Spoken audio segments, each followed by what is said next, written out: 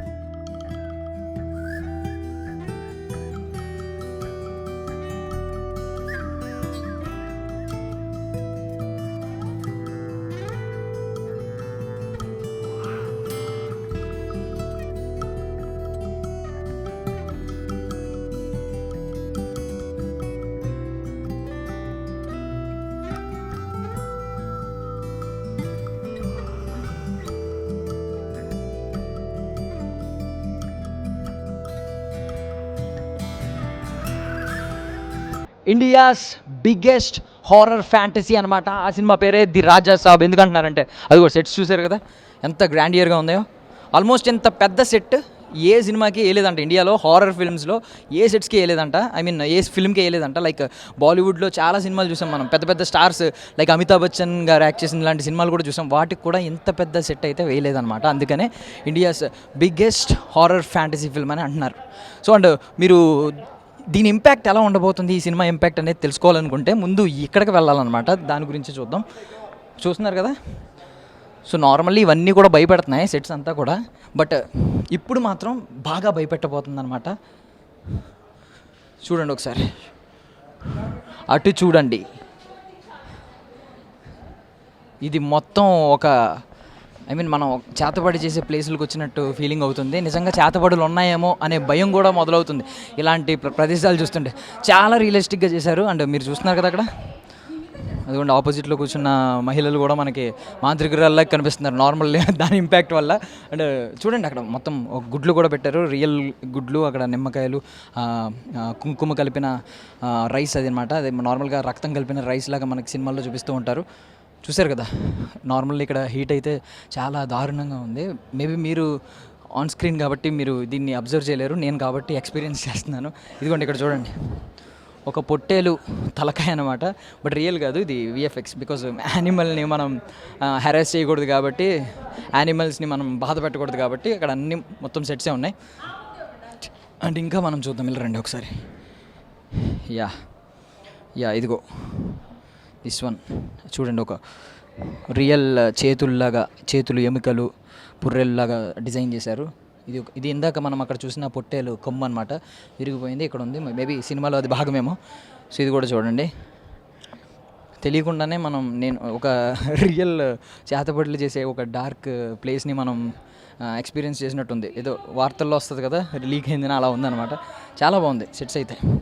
So మొత్తం ఒకసారి ఒక రౌండ్ వేయండి మొత్తం పైన అంతా. మీకు చిన్నప్పుడు అన్వేషిత అని ఒక సీరియల్ ఉంటుంది, అందులో రాక్షసి ఇదే ఫేస్తో ఉంటుంది అనమాట. మీరు బాగా అబ్జర్వ్ చేస్తే ఆ సెట్స్ మొత్తం అదే ఉంది.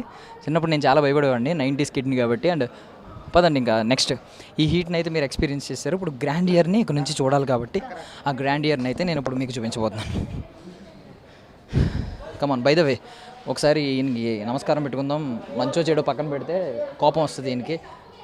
మేబీ సంజయ్ దత్ గారు ఆత్మరూపంలో ఉన్న విజువల్ అయి ఉండొచ్చు ఇది. సో నెక్స్ట్ మీకు ఒక రొమాంటిక్ ప్లేస్ చూపించబోతున్నాను. బట్ ఆ రొమాన్స్ మనుషులతో చేసినప్పుడు బాగానే ఉంటుంది, అంటే ఒక హీరోయిన్తో చేసినప్పుడు బాగానే ఉంటుంది. కాకపోతే అదే దెయ్యం మనిషితో చేస్తే ఎలా ఉంటుంది, అది కూడా ఇక్కడ మనం చూడబోతున్నాం అనమాట. సో బేసికల్లీ ఇక్కడే మనం ప్రభాస్ గారి డైలాగ్ ఒకటి విన్నాం కదా, రాత్రి తెలియకుండా మీద పడి కొంచెం కొరికేసినట్టున్నాను, ఏమనుకోకండి కరిచేసినట్టున్నాను అంటారు కదా, ఇదే ప్లేస్ అనమాట. బట్ తర్వాత థింగ్ ఏంటంటే మేబీ దెయ్యం రొమాన్స్ ఇక్కడ కనిపించబోతుంది. సంజయ్ దత్ గారు మనుషులను రొమాన్స్ చేస్తే ఎలా ఉంటుందో ఇక్కడ చూడబోతారు అనమాట. అంటే ఇది చూడండి ఒకసారి. వాహ్ ఇది ఒక పెద్ద లాకర్ అనమాట. మనకి సంజయ్ దత్ గారు చాలా ఓపెన్గా ఒక స్టేట్మెంట్ ఇచ్చారు, వద్దు లోపల చూడొద్దు, ఆయనకి కోపం వస్తుంది. సంజయ్ దత్ గారు ఏమన్నారంటే, ఈ భవనం మొత్తం నా కాలేయం మీన్స్ నా శరీరం లాంటిది, ఇందులో ఉన్న ఆస్తి అంతా నాకు ప్రాణం అని చెప్పి, నా ఆస్తి ఇదంతా అని చెప్పి, ఆయన చనిపోయినా నేనే అనుభవించాలి ఈ ఆస్తిని అని అన్నారు. సో మనం ఎక్కువ విట్నెస్ చేయకూడదు. ఆయన చాలా పకడ్బందీగా డిజైన్ చేసుకున్నారు ఆ లాకర్ని. లోపల ఏమున్నాయో మనకు తెలియదు, ఓపెన్ చేస్తే మాత్రం ఆయన కోపం వస్తుంది, మళ్ళీ మన మీద కూడా పగబట్టే ఛాన్స్ ఉంది. అండ్ పెయింటింగ్స్ మీరు ఎక్కడ చూసినా ఈ పెయింటింగ్స్ అయితే చాలా గొప్పగా ఉన్నాయి. అంటే ఇంకో చూడండి, నల్లపిల్లి, మనకి నల్లపిల్లి అంటేనే నార్మల్గా భయం. ఆ నల్లపిల్లి పైన ఏదో ఉంది సంథింగ్, ఒక గుండెలోంచి రక్తం పడుతున్నట్టు సంథింగ్ ఏదో ఉంది. ఇవన్నీ మనకి మేబీ డార్క్నెస్ గురించి, కొంచెం ఈ డార్క్ సైకాలజీ గురించి, లేదంటే కొంచెం ఇలాంటి దెయ్యాల సబ్జెక్టులు తెలుసుకున్న వాళ్ళకి బాగా తెలుస్తాయేమో. చూడండి ఇది కూడా భయంకరమైన పెయింటింగ్స్ అయితే మొత్తం భవనం మొత్తం ఉన్నాయి. ఇది మరి సంజయ్ దత్ గారు ఇష్టపడి వేయించుకున్నారు యాజ్ పర్ ది రాజా సాబ్ కథ. అంటే ఇంకా లోపలికి వెళ్దాం. ఇక్కడైతే యూ విల్ విట్నెస్ సంథింగ్. ఇదిగోండి, నిజంగా ఒక పిశాచి దిగులుగా ఒంటరిగా కూర్చుంటే ఎలా ఉంటుంది అనమాట. దానికి అప్పుడే ఒక కోరికలు వస్తూ ఉంటాయి, మనుషుల్ని ఎలా నాశనం చేయాలంటే. ఇది ఇంకా భయంకరంగా ఉంది. అంటే మనకి సమాజంలో కూడా ఇది బాగా సెట్ అవుతుంది. ఎలా అంటే 1000 కళ్ళు మనల్ని చూస్తూనే ఉంటాయి. 1000 కళ్ళు కూడా మంచి ఉద్దేశంతో చూడవు, అందుకే రెడ్ కలర్ వేశారు. మనల్ని సమాజం మొత్తం చూస్తూనే ఉంటుంది, ఎలా వీడిని నాశనం చేద్దాం, ఎలా వీడిని నెగిటివ్గా పోర్ట్రే చేద్దాం అని చెప్పి. అది సింబాలిక్గా కనిపిస్తుంది. బట్ ఇది ఒరిజినల్గా అయితే అదొక హారర్ కైండ్ ఆఫ్ థీమ్లో వేసిన పెయింటింగ్ అనమాట. అంటే ఇది మొత్తం లైబ్రరీ. చూడండి ఒక అద్భుతమైన లైబ్రరీ. ఇలాంటి లైబ్రరీ కనుక మన ఇళ్ళల్లో ఉంటే మనం ప్రతి ఒక్కరం ఒక షేక్స్పియరో ఒక బాబా సాహెబ్ అంబేద్కరో అయిపోతూ ఉంటాం. చాలా అద్భుతంగా ఉంది కదా. అండ్ మోర్ ఓవర్ అక్కడ ఒక మెట్లు కనిపిస్తున్నాయి మీకు. ఆ మెట్లు గురించి మీకు ప్రత్యేకంగా చెప్పాలి. ఇది మీరు ఎప్పుడన్నా చూసినట్టు అనిపిస్తుందా? అనిపించాలి. ఎందుకంటే ఇది ప్రభాస్ గారి సినిమాలోనే మీరు అబ్జర్వ్ చేశారు. ఆ సినిమా పేరు కూడా ఇప్పుడు నేను రివీల్ చేస్తున్నాను, ఎందుకంటే మీకు ఇంకా తట్టలేదు కాబట్టి. ఆ సినిమా పేరే అనమాట. ఇంకా గుర్తురాలేదా?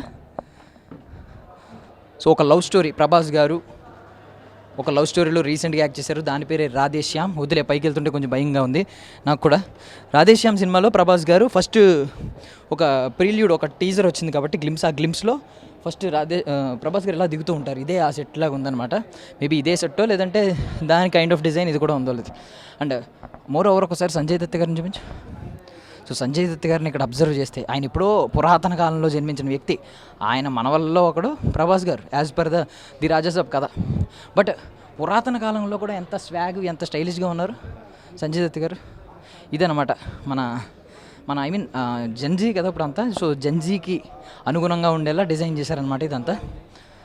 మోర్ ఓవర్ ఇక్కడ ఒక తాళం ఉంది. మేబీ సినిమాలో ఇది ఏమన్నా కీ రోల్ అవ్వబోతుందా? ఐ మీన్ ఈ కీ ఏమన్నా కీ రోల్ ప్లే చేయబోతుందా చూద్దాం. మేబీ సినిమా చూసిన తర్వాత మనకి అది అర్థమవుద్ది. ఇక ఇప్పుడు అస్సలైన గ్రాండ్ ఇయర్ మీకు చూపించబోతున్నాను అనమాట. యాక్చువల్లీ ఈ సెట్ డిజైన్ చేసింది రాజీవన్ నంబియార్ అని ఒక మంచి ఆర్ట్ డైరెక్టర్. ఆయన కెరియర్లోని ఇది ఒక పెద్ద సెట్స్ అని చెప్పి ఆయన కూడా చెప్తున్నారు. అండ్ ఒకప్పుడు మనకు ఇప్పుడు బౌన్సర్లు బ్లాక్ డ్రెస్లు వేసుకుని ఎలా ఉంటారు, ఒకప్పుడు ఇలా ఉండేవారు అనమాట. మన రాజుల కాలంలో రాజులకి సైనికులు ఈ కైండ్లో ఉండేవారు అనమాట. మేబీ ఎలా ఉంటారని లేదు కానీ కొత్తదనం చూపించారు. కల్కి సినిమాలో ఎలా చూపించారో ప్రభాస్ గారి విషయంలో కొన్ని అప్డేటెడ్, ఇది కూడా అలా కొత్తగా చూపించారనమాట. అండ్ మీరు ఇది కూడా బాగా అబ్జర్వ్ చేశారు. ఈ ఫ్యాన్స్ తిరుగుతూ ఉంటాయి కదా, మీరు ఇది కూడా చూస్తుంటారు. యాక్చువల్లీ అక్కడ రెగ్యులేటర్ ఉంది, అది తిప్పుతుంటే ఈ ఫ్యాన్స్ తిరుగుతున్నాయి అనమాట. సో ఇది మనం సినిమాలో చూసాం. సో యాక్చువల్లీ ఎక్కువ తిరిగేస్తున్నాయి. సో ఇదనమాట. అండ్ పైకి ఒకసారి వెళ్దాం. ఆ స్టెప్స్ చూసారు కదా. సో అండ్ మోర్ ఓవర్ ఇదే ప్రభాస్ ఫస్ట్ లుక్లో మనకి కనిపించారు కదా. ఫస్ట్ లుక్లో చాలా పాష్గా ఒక స్టిల్ ఇచ్చారు కదా, ఇదే అన్నమాట అది. మేబీ నేను కూడా కూర్చుంటే సంజయ్ దత్ గారికి మనవడిని అవుతానేమో చూద్దాం. ఆయన కూడా నన్ను వెంటాడి మేబీ నాకు ఏమైనా ఆశిస్తారేమో చూద్దాం. Yeah, next. సో ఇక మనం పైకి వెళ్దాం రాజభవనంలోకి. అదిగోండి రాజాది రాజా. సంజయ్ దత్ గారి పేరు నాకు తెలీదు, బట్ రాజాది రాజా, మహారాజా, చక్రవర్తి, చనిపోయిన తర్వాత కూడా ఆస్తిని అనుభవించాలనుకుంటున్న మన సంజయ్ దత్ గారు ఇక్కడే ఉన్నారు. మరి ఆయన చిహ్నం ఏంటో తెలియదు కానీ కింద లియో సినిమాలో లాగా ఒక గ్రెద్ద ఉందన్నమాట. దీన్ని డ్యాగ్ అంటారు, కొంతమంది గ్రెద్ద అంటారు. బట్ ఇది చాలా ప్యూర్ ఐరన్, అసలు మొయ్యలేకపోతున్నాను. ఓ మై గాడ్, మేబీ ఇది స్టిక్ చేస్తారేమో. నేను చాలా కష్టపడ్డాను దాన్ని లేపడానికి. ఎస్, ఇది కూడా చాలా బరువుగా ఉంది. బట్ గోల్డ్ కాదు, బ్రాంజ్. గోల్డ్ అయితే మనమే తీసుకెళ్ళిపోయేవాళ్ళం. ఎస్, చూడండి ఇవన్నీ వింటేజ్లో ఒకప్పుడు మన ఓల్డ్ ఆర్కిటెక్చర్ ఉండేది కదా ఇదంతా. అండ్ ఓల్డ్ అప్పుడు థింగ్స్ ఇలా ఉండేవన్నమాట. దీపపు కుందీలు, బికాజ్ అప్పుడు ఎలక్ట్రిసిటీ లేదు. బట్ ఇందులో ఎలక్ట్రిసిటీ కూడా ఉందనుకోండి. అండ్ సో ఇంకా మిగిలిన ప్యాలెస్ కూడా చూసేద్దాం. మై గాడ్ అడుగడుగున మర్రి చెట్టు. అంటే మర్రి చెట్టు యాక్చువల్లీ ఒకప్పుడు ఏంటంటే ఇలా భవనాల మధ్యలో మర్రి చెట్లు ఉండేవి. అంటే అందరికీ కాదు, కొన్ని భవనాలు ఏంటంటే పాడుబడిన భవనాలు అంటారు. వాటికి ఏంటంటే మధ్యలో చిన్న చిన్న రావి చెట్లు, మర్రి చెట్లు మొలిచి పెద్దగా అయిపోయి ఇంకా ఇలా ఓడలు ఏలాడుతూ ఉంటాయి అన్నమాట భవనాల్లో. ఇది కూడా అలాగే ఒక పురాతనబడిన మర్రి చెట్టు. అండ్ ఇదిగోండి ఇందాక మనం చూసినట్టే ఒకటి ఉంది ఇక్కడ చూడండి. అది ఒక బావి అనమాట. అక్కడ చూడండి మళ్ళీ క్షుద్ర పూజలు చేయడానికి ఇంకొక ప్లేస్ ఉంది ఇక్కడ. అక్కడ నిజంగానే ఒక ఎముకలు ఉన్నాయి. అక్కడ ఎవరో ఒక వ్యక్తి కూర్చుని దాన్ని ఏదో ఎక్స్పీరియన్స్ చేస్తున్నాడు. ఏ మంత్రాలు, ఓం బగబుగే భగిని భాగోదరి అని ఏదో చదువుతున్నాడు. మేబీ అతనికి కూడా ఏదైనా ఆ ప్రభావం వచ్చి రేపొద్దున్న అతని మీద కూడా ఏదైనా ఆత్మ, సంజయ్ దత్ గారి ఆత్మ లాంటిది ఏమైనా పడుతుందేమో చూద్దాం. అండ్ మోర్ ఓవర్ గోడల మీద చూడండి ఏదో ఒక లిపి రాసి ఉందన్నమాట. అది ఏంటి అసలు ఏ భాష అనేది మనకు తెలియదు. మేబీ సినిమా చూసిన తర్వాత. బట్ మన దగ్గర కెమెరాల్లో గూగుల్ లెన్స్ ఉంది, దానిలోంచి మనం వెతకొచ్చు, కావాలనుకుంటే ట్రాన్స్లేటర్లో వెతకొచ్చు. బట్ నేను వెతికే అంత సాహసం చేయట్లేదు, ఎందుకంటే తర్వాత నన్ను ఆత్మ ఏదైనా వెంబడిస్తుందేమో అని భయం ఉంది. అండ్ నువ్వు చూశారు కదా, ఆ నూతిలో కొంతమంది వ్యక్తులను, ఐ మీన్ ముగ్గురున్నారు, ముగ్గురిని కలిపి కట్టేసి అందులో ముంచుతున్నారు.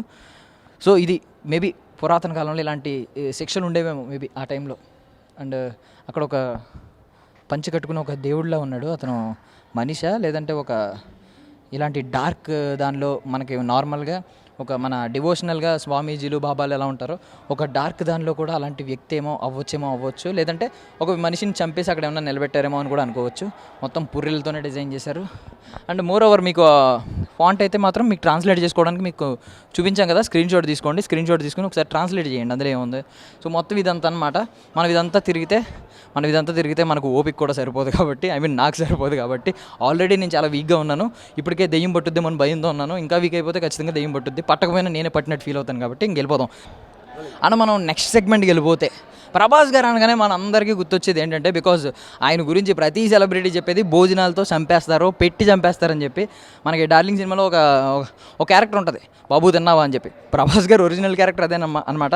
బాబు తిన్నారా అని చెప్పి మధ్యాహ్నం క్యారేజీలు ఇంటి నుంచి పంపిస్తూ ఉంటారు. భీమవరం ఫుడ్ అంతా ఇక్కడే ఉంటుంది. సో అందుకే ఎంత పెద్ద టేబుల్ అరేంజ్ చేశారనమాట. మేబీ నాకు తెలిసినంత వరకు సినిమా షూటింగ్ కట్ చెప్పిన తర్వాత షూటింగ్ అంతా ఇక్కడే కూర్చుని పైన ఒక క్లాత్ వేసి దీన్ని డిస్టర్బ్ చేయకుండా అందరూ కూర్చొని నవ్వుతూ తినుంటారు.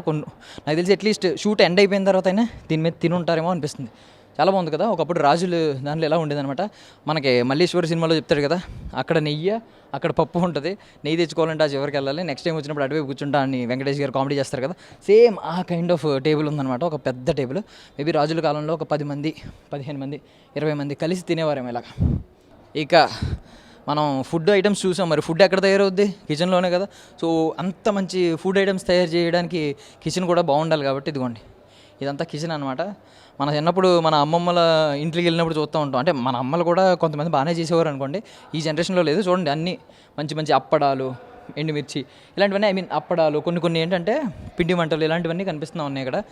అండ్ చూడండి ఇలాంటి ఎస్పెషల్లీ ఇలాంటి చాప, ఇలాంటి ట్రంక్ పెట్టి ఇవన్నీ మనం ఇంకోండి ఇలాంటి అర్మార్ ఒకటి. సో ఇలాంటివన్నీ మనం ఖచ్చితంగా మన అమ్మమ్మల ఇంటికి వెళ్ళినప్పుడు మాత్రం అబ్జర్వ్ చేసేవాళ్ళం. ఇప్పుడైతే లేదు. ఇంకా మధ్యలో మేబీ సెట్స్లో కూడా ఇది వస్తుందా ఏంటి అంటే రెండు మిక్స్ చేస్తారంటే తెలియదు, కానీ ఇక్కడ మైక్రోవేవ్ ఒకటి ఉంది. మైక్రోవేవ్ ఎందుకు వచ్చిందో నాకైతే అర్థం కాలేదు. అండ్ ఒకప్పుడు స్విచ్చెస్ మీకు ఐడియా ఉంది కదా, ఇది బెల్ లాంటి స్విచ్, ఇదేమో పైకి కిందకి టక్ టక్ టక్ టక్ టక్ టక్ అంటారు కదా, అది. యా నెక్స్ట్ ఇంకా ఇవన్నీ అనమాట. లోపల ఏమున్నాయి చూద్దాం. అసలు ఖాళీయేనా? అన్నీ ఖాళీయే. మరి షూట్ అయిపోయిన తర్వాత ఇవన్నీ ఏం చేస్తారనేది నాకు ఒక డౌట్ ఉంది. బట్ మధ్యలో వాడినట్టున్నారండో. నెయ్యి ఉంది ఇక్కడ, నెయ్యి ఉంది, కారం ఉంది, పంచదార ఉంది, పర్వాలేదు. కొంచెం రియలిస్టిక్గా కనిపించడానికి కొన్ని మన కిరాణా సామాన్లు కూడా ఇక్కడ అయితే ఉంచారు.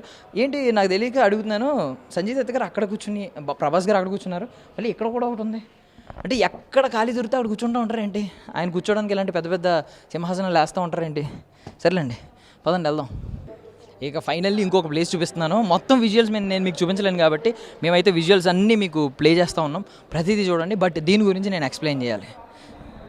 అది ఇప్పుడైతే మనకి ఈ స్పీకర్లో, హోమ్ థియేటర్లో ఇవన్నీ ఏడ్చినాయి, కానీ ఒకప్పుడు ఇంక ఇవే ten ten ten ten ten ten ten ten ten అంటే నాకు పొరపాటున ప్రభాస్ గారు బదులు వెంకటేష్ గారు గుర్తొచ్చేశారు.